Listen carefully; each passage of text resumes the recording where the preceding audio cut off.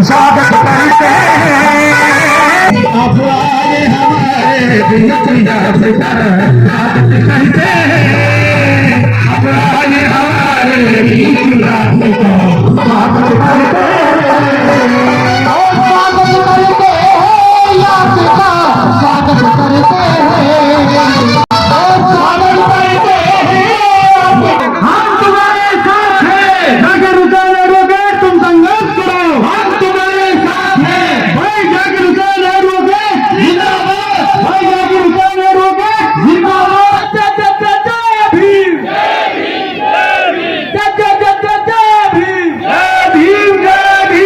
दोस्तों, इस वक्त मेरी मौजूदगी रामगढ़ विधानसभा क्षेत्र के बहाला गांव में है और बहाला गांव में पहली बार आज ऐसा देखने को मिला। डॉक्टर साहब बाबा भीमराव अंबेडकर की प्रतिमा को हेलीकॉप्टर के माध्यम से पुष्प वर्षा के साथ यहां पर लाया गया है और एडवोकेट जाकिर हुसैन के माध्यम से डॉक्टर साहब भीमराव अंबेडकर की प्रतिमा को बहाला में लाया गया है और यहां पर हज़ारों की तादाद में लोगों की भीड़ देखने को मिली। और एडवोकेट जाकिर हुसैन से बातचीत करेंगे आखिर किस तरीके से ये कार्यक्रम रहा और डॉक्टर भीमराव अंबेडकर की जो भव्य प्रतिमा थी उसको कहां पे लगाया जाएगा, किस तरीके से लोगों का प्यार देखने को मिला, तमाम बातचीत करेंगे। एडवोकेट जाकिर हुसैन मेरे साथ हैं जो कांग्रेस से टिकट के प्रबल दावेदार हैं। सर, आज जो यहाँ प्रतिमा जो है डॉक्टर भीमराव अंबेडकर भारत रत्न की आज जो प्रतिमा यहाँ दिल्ली से लाई गई है हेलीकॉप्टर के माध्यम से, उसका अनावरण होना है, तो क्या एक संदेश, क्या उद्देश्य आप जनता के लिए? इसका संदेश ये है, बाबा साहब की प्रतिमा का जो अनावरण का जो कार्यक्रम रखा गया था, इसका संदेश ये रखा गया था कि सर्व समाज में भाईचारा पैदा हो, सर्व समाज में भाईचारा ज़्यादा से ज़्यादा बढ़े,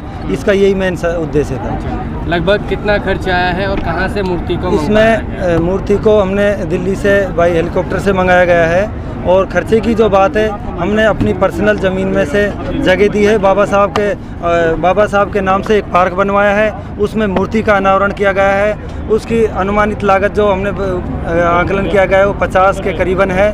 उसमें हमारी निजी ज़मीन है, उसके हिसाब से किया गया है। कोई और किसी से कोई सहयोग नहीं लिया गया है, ना कोई सरकारी पैसे का सहयोग लिया गया है, सिर्फ निजी पैसे से, निजी संपत्ति के हिसाब से उसका कार्यक्रम रखा गया है। जैसे कि अभी रामगढ़ विधानसभा से आप चुनाव की ताल ठोक रहे हैं, तो क्या लग रहा है? सबसे पहले टिकट की बात कर लेते हैं सर। टिकट में अभी क्या देखो, चुनाव की बात जो है, मैं कांग्रेस पार्टी से बिलोंग करता हूँ और कांग्रेस पार्टी का मैं सिपाही हूँ। कांग्रेस पार्टी अगर मुझे टिकट देती है तो मैं चुनाव लड़ूंगा और आप लोगों का आशीर्वाद रहा तो टिकट मिलेगा।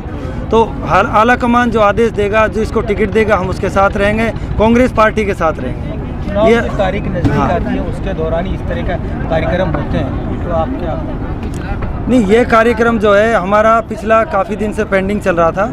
चुनाव की डेट अभी आई नहीं है, अब डेट आएगी, उसके बाद जो कार्यक्रम होंगे वो अलग है। ये प्रोग्राम हमारा पिछले करीबन साल भर से अटका हुआ था, किसी कारण से धीरे धीरे परमिशन भी मिली है, उसके बाद हमने ये कार्यक्रम किया है और सिर्फ सर्व समाज को में भाईचारा पैदा करने के लिए ये कार्यक्रम किया गया है। जैसे कि अभी आप प्रधान हैं लक्ष्मणगढ़ से, तो किस तरह का कार्य वहाँ आप कर रहा है? तो वहाँ पर हम लक्ष्मणगढ़ की जो बात करते हैं, शायद मैंने वो वहाँ पर प्रण लिया है कि हमारी 24 ग्राम पंचायत हैं। एजुकेशन के मामले में हो सकता है कहीं और भी काम हो रहे होंगे, लेकिन हमें ये प्रण लिया गया है कि वहाँ 24 ग्राम पंचायतों में 24 लाइब्रेरी बच्चों के लिए जो वो हायर एजुकेशन की हायर नौकरियों के लिए जो वो कर रहे हैं, वो पढ़ाई कर रहे हैं, उनकी तैयारी कर रहे हैं, वो बच्चे हर ग्राम पंचायत में करीबन 100 बच्चों की स्ट्रेंथ के हिसाब से वो वहाँ पर बनवाने हैं। हम कार्य चल रहा है हमारा और हमने धीरे धीरे कार्य प्रगति पर है और वो एजुकेशन के मामले में हम बढ़कर चढ़कर काम कर रहे हैं। सबका हक है चुनाव लड़ना, टिकट मांगने का।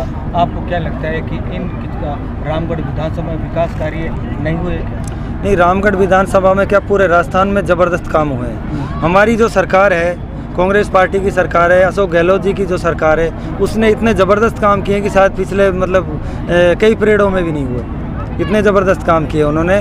जैसे महंगाई राहत कैंप है, महंगाई राहत के माध्यम से उन्होंने जैसे सिलेंडर की वो है, उसमें सब्सिडी दी है, 500 रुपये में सिलेंडर दिया है, किसानों के लिए बिजली दी है, वहाँ उसमें खाद्य सुरक्षा का है, उसमें है, और जो पालानहार योजना है उसके लिए है, और निःशुल्क बिजली का है।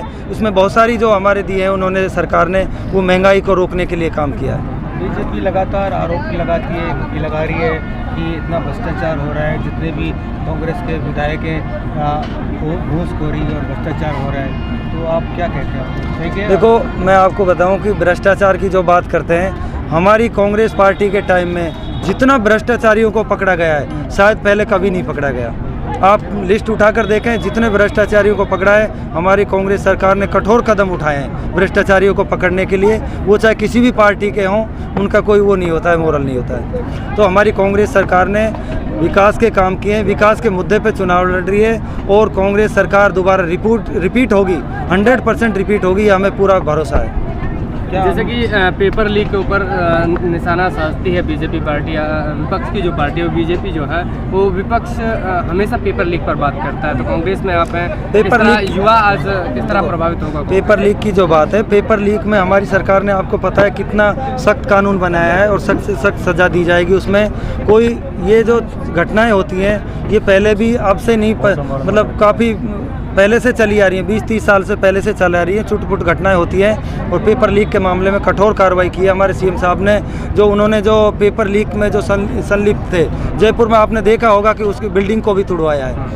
सख्त कार्रवाई चल रही है, कहीं कोई लापरवाही नहीं है। आपके इलाके में, लक्ष्मणगढ़ इलाके में एक मौसम नाम का युवक जिसकी हत्या कर दी गई, उसका अभी तक कोई इंसाफ जो है उसका परिवार अभी भटक रहा है। किस तरह की मौसम सरकार में आप लोग अपील करें? क्या मौसम नाम का जो व्यक्ति है वो मल्ला का बास का है, उसको हम खुद गए थे वहाँ पे। हमारी तरफ से हमसे जो आर्थिक सहायता बनी थी वो हमने अपने हाथों से निजी उससे दी थी, हमने दे के आए थे उनको। उसके बाद में जो और जो सहयोग है जो उससे मिलता है गवर्नमेंट से, वो सहयोग भी उनको जो आर्थिक सहयोग है वो भी मिलेगा।